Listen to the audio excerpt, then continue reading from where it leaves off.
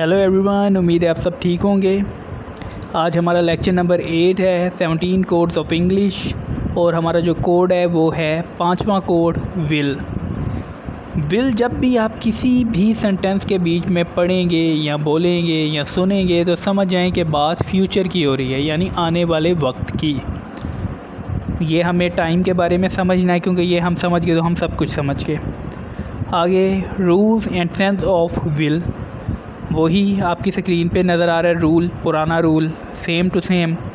Singular subjects कौन से होते हैं? He, she, it, name, I. और प्लूरल सब्जेक्ट्स कौन से होते हैं? They, we, you. अच्छा जी, अब जैसे हम हर चीज़ में पढ़ते थे, डू डस के बीच में हमने पढ़ा, वॉज वर के बीच में हमने पढ़ा, इज़ एम आर के बीच में पढ़ा कि सिंगुलर और प्लूरल सब्जेक्ट्स के साथ फ़र्क वर्ब्स आती थी। लेकिन विल ऐसी वर्ब है जो सिंगुलर्स के साथ भी विल ही आएगा और प्लूरल के साथ भी विल आएगा। आप में से कुछ जो इंग्लिश को जानते हैं वो एक बात सोचेंगे कि यार सर ने क्या गलत बात कर दी कि सबके साथ विल आएगा। अगर विल आएगा तो शेल किसके साथ आएगा? क्योंकि विल और शेल ये भी दोनों इकट्ठे होते हैं। शेल जो होता है वो वी और एम के साथ आ जाता है, लेकिन आ जाता नहीं है, आ जाता था। हमने वो बात करनी है जो मौजूदा चल रही है। हमने ये बात नहीं करनी कि जो चल रही थी या कोई चीज़ ख़त्म हो गई। अगर कोई चीज़ ख़त्म हुई थी तो इससे यही ज़ाहिर होता है कि उस चीज़ में फ़ॉल्ट था और मौजूदा चीज़ उससे बेहतर है। शेल एक ज़माने में चलता था, लेकिन अब शेल बिल्कुल नहीं चल रहा। इंग्लिश में शेल बंद हो चुका है, विल ही चल रहा है। शेल एक दूसरे मकसद के लिए इंग्लिश में अब यूज़ होता है, वो हम नेक्स्ट लेक्चर में सीखेंगे। लेकिन गा की सेंस के लिए यानी फ्यूचर के बीच में जो भी चल रहा है वो सिंपल विल चल रहा है किसी भी सब्जेक्ट के साथ, चाहे वो सिंगुलर है, प्लूरल है, आपने उसके साथ विल ही लगाना है। ये इंग्लिश का रूल है, मैं अपने से नहीं कह रहा। ये रूल चेंज हो चुका है। शेल अब उस सेंस के लिए यूज़ नहीं हो रहा। वो अगले लेक्चर में हम सीखेंगे कि किस सेंस के लिए यूज़ हो रहा है।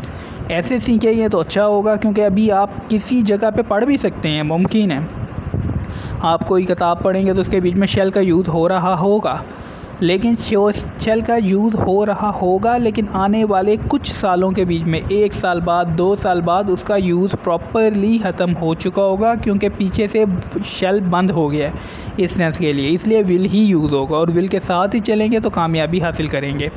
तो मैं विल ही सिखाऊंगा, क्योंकि जो चल रहा है इसलिए मैं वही सिखाऊंगा। तो रूल्स वही, सबके साथ विल लगना है। अब आप अपनी स्क्रीन पे देख सकते हैं इसकी सेंस सिर्फ एक ही सेंस है, ईजी सेंस है। कोई करेगा, मसलन कोई करेगा, कोई लड़का करेगा, कोई लड़की करेगा, कुछ लोग करेंगे, हम करेंगे, मैं करूँगा। कोई शख्स भी कुछ करेगा, फ्यूचर में करेगा, प्रेजेंट में नहीं, मौजूदा वक्त में नहीं, गुज़रे वक्त में नहीं, यानी पास्ट के बीच में, यानी कि फ्यूचर के बीच में जो काम भी कोई करेगा तो उधर विल यूज़ होगा। जैसे अब मैं कहना चाहता हूँ कि वो कल खेलेगा, यानी अभी तो नहीं खेल रहा, यानी बात सीधी बात कि वो कल खेलेगा, फ्यूचर में खेलेगा, आने वाले वक्त के बीच में। तो इसका आप देखें, ही विल प्ले, वो खेलेगा, कितना इजी। दूसरा सब्जेक्ट देखें, शी विल ईट, वो खाएगी। नेगेटिव के बीच में वर्ब के आगे नॉट लगा देना है, और सबको पता है विल भी वर्ब है। दे विल नॉट प्ले, वो नहीं खेलेंगे, कितना easy. We will not eat, हम नहीं खाएंगे। इंट्रोगेटिव यानी क्वेश्चन बनाना, विल असलम प्ले, क्या असलम खेलेगा, यानी कि हमें नहीं पता और हम सोच रहे हैं कि क्या फ्यूचर के बीच में असलम खेलेगा, तो हम उस किसी से पूछेंगे विल असलम प्ले, क्या असलम खेलेगा।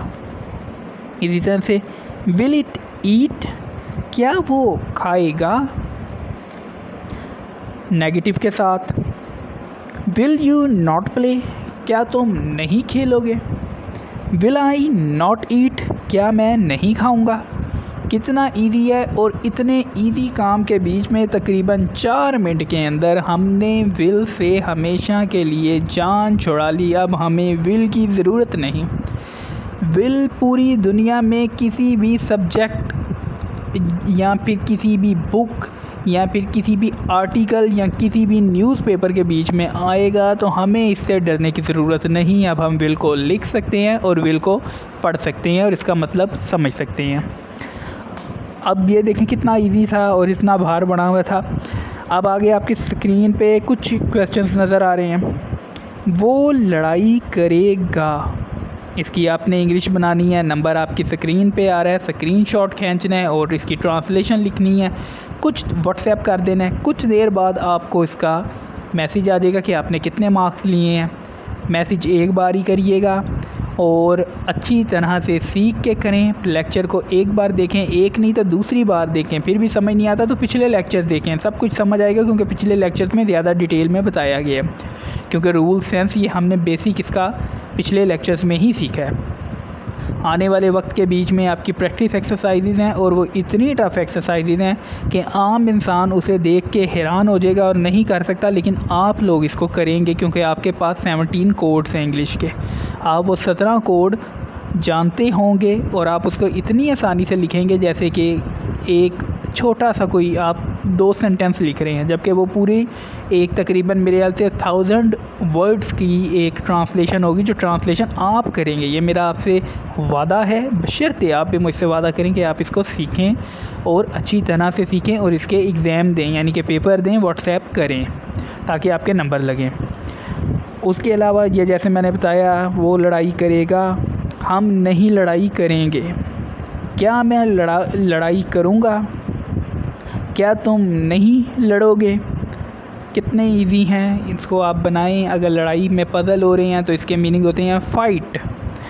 तो इसको बना के भेजें तो फ़ायदा उठाएं मौके से। जिनके पास ये अपॉर्चुनिटी नहीं, उनको सेंड करें ताकि वो भी इससे फ़ायदा उठा सकें।